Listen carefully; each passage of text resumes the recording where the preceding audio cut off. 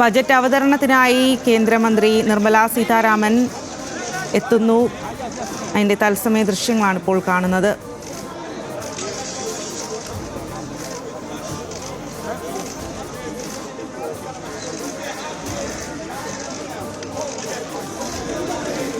Madam सामने please. Ma'am front front.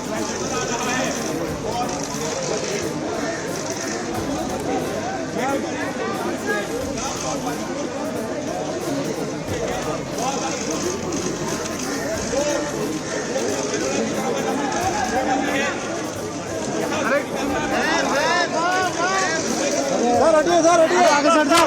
Sir हटिए please.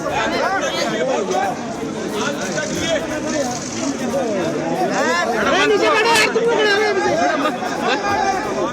नीचे बैठ जाओ। अरे बैठो नीचे यार, नीचे बैठ जाओ यार। अरे नीचे बैठो, नीचे बैठो।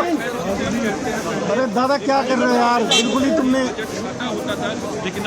മൂന്നാം മോദി സർക്കാരിൻ്റെ സമ്പൂർണ്ണ ബജറ്റ് ധനമന്ത്രി നിർമ്മല സീതാരാമൻ ഇന്ന് പാർലമെൻറ്റിൽ അവതരിപ്പിക്കും. അതിനായി പാർലമെൻറ്റിലേക്ക് നിർമ്മല സീതാരാമൻ തിരിച്ചിരിക്കുകയാണ്. ബജറ്റ് അടങ്ങിയ ഫയൽ കയ്യിലേന്തിയാണ് നിർമ്മല സീതാരാമൻ ഇപ്പോൾ പാർലമെൻറ്റിലേക്ക് തിരിച്ചിരിക്കുന്നത്. വലിയ തരത്തിൽ രാജ്യം മുഴുവൻ ഉറ്റുനോക്കുകയാണ് എന്താണ് നിർമ്മല സീതാരാമൻ്റെ ബജറ്റിനുള്ളിൽ ഉള്ളത് എന്ന്.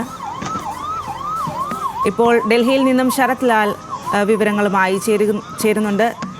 ശരത് ലാൽ, രാജ്യം മുഴുവൻ ഈ ഒരു പ്രതീക്ഷയോടെ ഉറ്റുനോക്കുകയാണ് എന്താണ് നിർമ്മല സീതാരാമൻ ഇത്തവണ ബജറ്റിൽ ഉൾക്കൊള്ളിക്കുക, രാജ്യത്തെ സാമ്പത്തിക പ്രതിസന്ധി മറികടക്കാൻ, അതുപോലെ തന്നെ വിലക്കയറ്റത്തെ പിടിച്ചു നിർത്താൻ എന്തെല്ലാം കാര്യങ്ങളാകും ഈ ബജറ്റിൽ ഉണ്ടാകുക എന്നുള്ളത്. അതിനായിട്ട് ഇപ്പോൾ കേന്ദ്രമന്ത്രി തിരിച്ചിരിക്കുന്നു പാർലമെന്റിലേക്ക് എന്ന് മനസ്സിലാക്കാൻ സാധിക്കുന്നു. അവിടെ നിന്നുള്ള വിവരങ്ങൾ നൽകാം. സ്വാതി, ഇന്ത്യ മാത്രം നോക്കുന്ന ലോകം മുഴുവൻ ഉറ്റുനോക്കുന്ന ഒരു ബജറ്റാണ്. സാമ്പത്തികമായിട്ട് സാമ്പത്തിക മാന്ദ്യം ലോകത്തുണ്ടാകുമെന്ന ഒരു മുന്നറിയിപ്പുള്ള സാഹചര്യത്തിൽ ബിൽഗേറ്റ് പോലും ഇങ്ങനെ ഒരു മുന്നറിയിപ്പ് നൽകിയ സാഹചര്യത്തിലാണ് ഇപ്പോൾ ഇന്ത്യയുടെ ഒരു സമ്പൂർണ്ണ ബജറ്റ് വരുന്നത്. ഇപ്പോൾ നിർമ്മല സീതാരാമന്റെ ഇത് 8ാമത്തെ ബജറ്റാണ് നിർമ്മല സീതാരാമന്റേത്. ഈ 8ാമത്തെ നിർമ്മല സീതാരാമൻ മന്ത്രാലയത്തിൽ തന്റെ കൂടെ കഴിഞ്ഞ 90 ദിവസമായി നോർത്ത് ബ്ലോക്കിലെ വാർ റൂമിൽ വെച്ച് പുറത്തു പോകാതെ 90ഓളം ഉദ്യോഗസ്ഥർ ബജറ്റ് തയ്യാറാക്കുന്നത്. അവരുമായിട്ടുള്ള കൂടിക്കാഴ്ച ഫോട്ടോ സെഷനും കഴിഞ്ഞിട്ട് ബജറ്റുമായിട്ട് കേന്ദ്രമന്ത്രിസഭാ യോഗത്തിന് പോകും. അത് പാർലമെന്റിലേക്ക് വരും.